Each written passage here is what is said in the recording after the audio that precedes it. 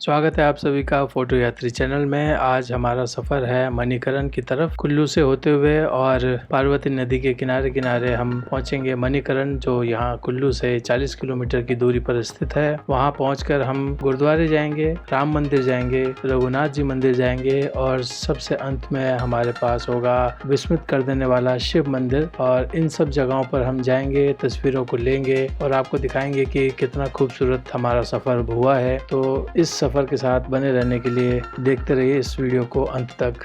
धन्यवाद।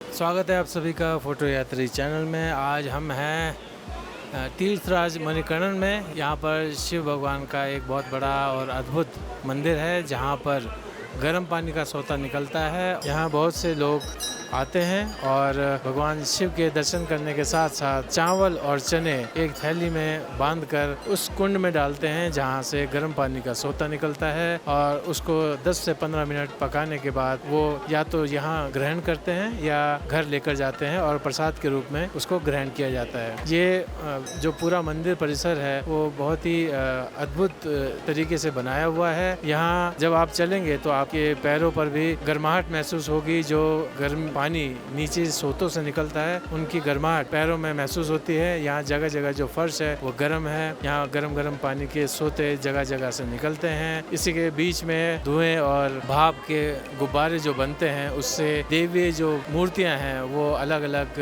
भाव विहीन रहती हैं। जैसे शिव की मूर्ति जब धुएं के बीच में से दिखती है तो उसका अलग ही अलौकिक व्यू प्राप्त होता है। और जब आप इन मूर्तियों को इन भाव के बीच में से निकलते हुए देखते हैं और श्रद्धा से लोगों को अपना सर झुकाते हुए देखते हैं, तो आपको बहुत ही धार्मिक भावनाएं अंदर से जागृत होती हैं। इसी के साथ पूरा जो मंदिर है वो लगभग 24 घंटे इसी तरह के भाव के गुब्बारे से भरा हुआ रहता है। यहाँ पर कुछ एक कुंड है जहाँ पर विशेष तौर पर स्नान के लिए रखा गया है। बगल से बहती हुई पार्वती नदी शांति का एहसास दिलाती है और आपके अंदर जितने भी द्वंद्व है उन सबको ये अपनी आवाज में समेट लेती है। न सिर्फ पौराणिक मान्यताओं के अनुसार यहाँ के गर्म पानी के स्नान से आपके पाप धुलते हैं, बल्कि ये भी माना जाता है कि आप अगर यहाँ स्नान करेंगे तो आपके भौतिक जो कष्ट होंगे उनको भी यहाँ पे आप धो सकते हैं। और इसकी मान्यता के अनुसार एक बार आशुतोष भगवान शंकर माता पार्वती सहित भ्रमण करते हुए इस दिव्य सुंदर स्थान पर पहुंचे।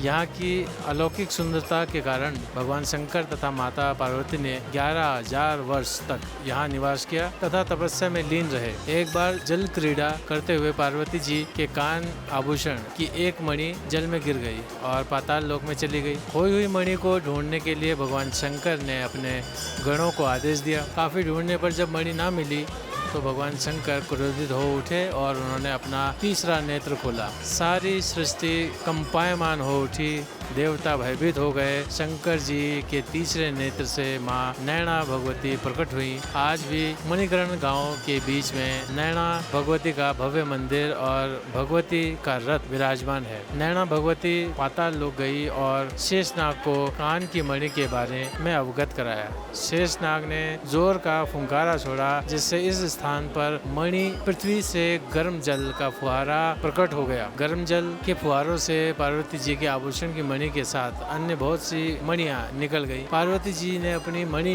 ले ली तथा शेष मणियों को पत्थर रूप में हो जाने का श्राप दे दिया। भगवान शंकर का क्रोध शांत हो गया। इसी से इस स्थान का नाम मणिकर्ण पड़ा। भगवान शंकर तथा पार्वती जी की तपस्थली होने के कारण पुराणों में इस स्थान को अर्धनारी क्षेत्र कहा गया है। भगवान शंकर को ये स्थान इतना प्रिय है कि काशी में भी अपने स्थान का नाम मणिकर्णा का घाट रखा। भगवान शंकर की महिमा के प्रत्यक्ष प्रतीक के रूप में भूमिगत किसी अज्ञात अद्भुत शक्ति के कारण श्री मणिकर्ण में जगह जगह उबलते हुए जल, जिनका तापमान 88 डिग्री सेल्सियस से 94 डिग्री सेल्सियस के बीच है, के फव्वारे दर्शक का मन मोह लेते हैं। इस पवित्र उष्ण धाराओं से देवी आत्मिक व भौतिक गुण किसी से भी छिपे नहीं हैं। यहाँ के जल, गर्म जल के स्नान करने से जन्म जन्मांतर के पाप को धुलते ही हैं, अपितु इस भौतिक शरीर के अनेक रोग भी नष्ट हो जाते हैं। आज के युग में, कलयुग में,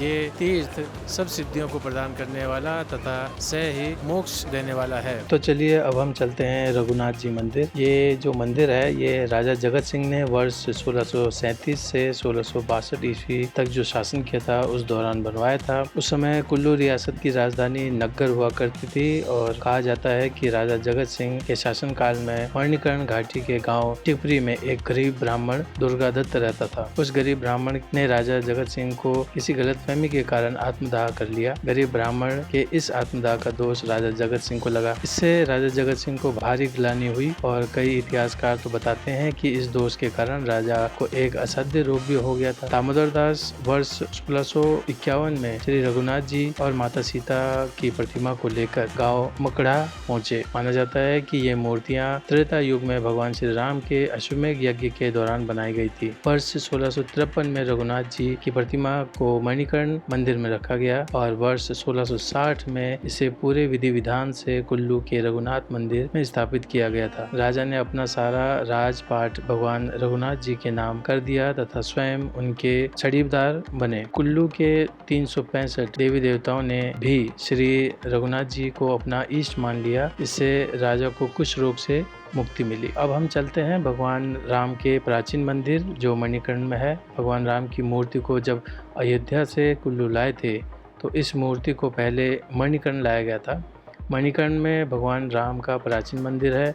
कुल्लू से पहले मणिकर्ण में दशहरा मनाया गया था। यहाँ पर दशहरा के दौरान भगवान रामचंद्र को रथ में बिठाकर रथ यात्रा निकाली जाती है। कुल्लू के लगभग सभी देवता धार्मिक नगरी मणिकर्ण में पवित्र स्नान के लिए जाते हैं। देवता राम मंदिर में हाजिरी लगाते हैं। यहाँ पर श्रद्धालुओं की सुविधा के लिए लंगर भी चलाया जाता है। साथ ही रहने के लिए अच्छी सुविधा वाले कमरे भी हैं। अब आपको बता दें कि पार्वती घाटी में स्थित मणिकर्ण अपने गर्म झरनों के लिए प्रसिद्ध है। 1829 मीटर की ऊंचाई पर मणिकर्ण और कुल्लू से लगभग 40 किलोमीटर दूर बेहतरीन गर्म पानी के झरने यहाँ पाए जाते हैं। कहा जाता है कि नदी के पानी में वृद्धि और गिरावट के साथ ही राज्य में वृद्धि और गिरावट आती है। बसंत के आसपास यहाँ की जो चट्टानें हैं वो असुविधाजनक तरीके से बहुत अधिक गर्म हो जाती हैं, जबकि पानी का तापमान उबलते बिंदु से ऊपर होता है। स्प्रिंग का जो पानी है वो रेडियो एक्टिव कहा जाता है और ये कहा जाता है कि रीमाटॉइड आर्थराइटिस या गठिया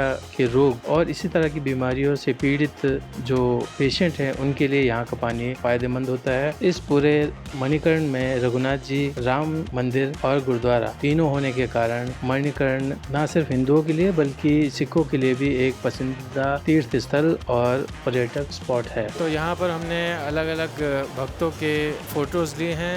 मंदिर परिसर की फोटो ली है जिसमें कई लोग जो नंदी जी के कान में अपनी बात को भगवान तक पहुँचाने के लिए कानाफूसी करते हुए देखा गया। तो वहीं शिव की प्रतिमा के नीचे जो गर्म पानी का सोता निकल रहा है वहाँ पर अपने चावलों को पकाते हुए लोग भी हमें दिखे। इनको अलग अलग मूड में अलग अलग जगहों पर कैप्चर करने की हमने कोशिश की और काफ़ी अच्छा एक अनुभव हमने यहाँ पे प्राप्त किया। तो आज की ये यात्रा आप कैसी लगी ये बताने का कष्ट करें। साथ मेरे इस चैनल फोटो यात्री को आप सब्सक्राइब और लाइक करें। धन्यवाद।